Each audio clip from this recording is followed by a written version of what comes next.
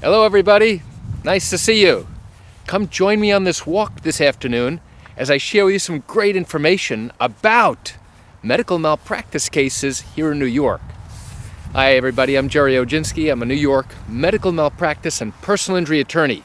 It's a gorgeous day today, bright and sunny, a little chilly, about 42 degrees, but I wanted to give you some great information as I go on this great walk. I don't have the dog with me today, so I'm actually going on a walk by myself, and I thought I'd share this great information with you. Okay, so what's today's topic? Today's topic is, how many medical experts can we be expected to hire to evaluate your possible medical malpractice case? Now, think about that, right? You go to an attorney because you believe that you think that a doctor was careless, causing you significant harm and injury. And now, you want to hire an attorney, the best attorney you can, to see whether or not you have a valid basis for a case. So, the first thing that the attorney is going to tell you is that, listen, in New York, before we can go ahead and start a lawsuit, we have to have all of your medical records. We have to get all of your medical records. And then we have to have a qualified medical expert review all of your records and determine, number one, that there was wrongdoing. Number two, that the wrongdoing was a cause of your injury. And number three, that your injuries are significant and or permanent. All three of those things must be confirmed before we can go ahead and start a case on your behalf. So let's say we go ahead and obtain all of your medical records. We think there might be a viable case. And now we send it off to our medical expert. Our medical expert comes back and says, you know what, I'm sorry, Mr. Oginski, we don't see that that your client has a case. What happens then? I'll tell you what happens then. In about 99% of the times that we review a case and the expert comes back and says, sorry, there's no case, we contact you and we say, listen, I'm sorry, but we can't do anything for you. We can't represent you because our medical expert says you don't have a case. And you turn around and say, wait a second, why don't you hire a second expert? Go get a second opinion. And if that expert doesn't come back with a good review, go get a third opinion or a fourth opinion and a fifth opinion. How many experts can we be expected to hire to finally come to the conclusion that, listen, you don't have a valid basis for a case and we can't help you? The reality is that most really good attorneys are not going to invest more than one expert to evaluate your case. They're just not. Now, why is that? That's because we have to spend a considerable amount of money in order to invest in you and your possible case. We go ahead and make the investment if we think you might have a valid case to go ahead and obtain all of your medical records. Excuse me.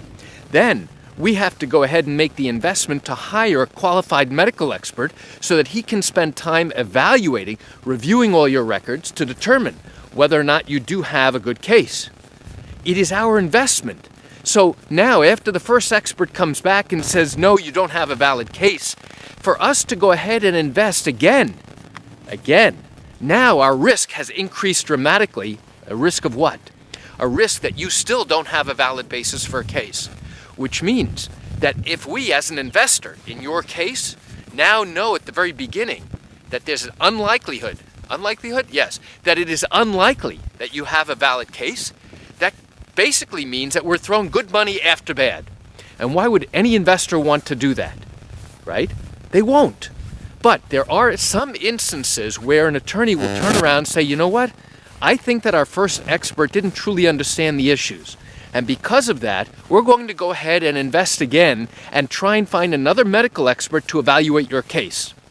Now, what happens if the first expert comes back with no good review? The second expert comes back and says, I'm sorry, you don't have a case? Does that mean we're going to hire a third or a fourth or a fifth expert? The answer most likely is no, we're not. Now, if that's the case, you are more than welcome to go to another attorney to see if they are willing to invest and evaluate your case and hire another medical expert to go ahead and determine whether or not you have a valid case.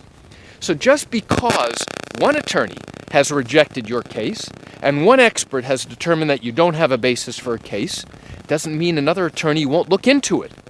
But to expect that an attorney, after getting back a negative review the first time, is now going to go ahead and invest a second time or a third time. And remember, I should tell you that hiring a medical expert is not cheap. It's not inexpensive. It takes a great deal of time and effort and energy for these medical experts to review these records. And we're talking about thousands of dollars each. So do you think that an attorney is going to expend thousands and thousands of dollars knowing full well that it is highly unlikely that your case has merit and to continue investing? Do you think that would be good investment advice for somebody investing, let's say, in the stock market if he knew that the stock was tanking, to go ahead and continue to invest in that? The answer is no. Because the reality is, and a lot of people won't tell you this, but the practice of law is actually a business. As much as we want to help our injured clients, the fact is we have to run a business as well. And you'll find that the best trial attorneys, who are very selective about which cases they will accept and which cases they will not. And it's because they have to run a business. They have to put food on the table. They have to pay the rent, just like everybody else. And they have to pay salaries. So if all of those things are now being drained, all those resources are being drained because they are throwing good money after bad, well, guess what? That's not a smart choice. So why do I share this great information on a beautiful day today here in Great Neck? I share it with you because I want you to understand what really happens in these cases when you believe that you have a valid basis for a case, and now you're trying to find an attorney to see if they can help solve your legal problem. As always, if you have questions about your matter that happened here in New York, but you have not yet started a lawsuit because you still have questions that need to be answered, what I invite you to do is pick up the phone and call me.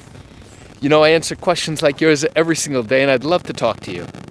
You can reach me at 516-487-8207 or by email at Gerry, Gerry, at Oginski-law.com. That's it for today's video. I'm Gerry Oginski. Have a fantastic day.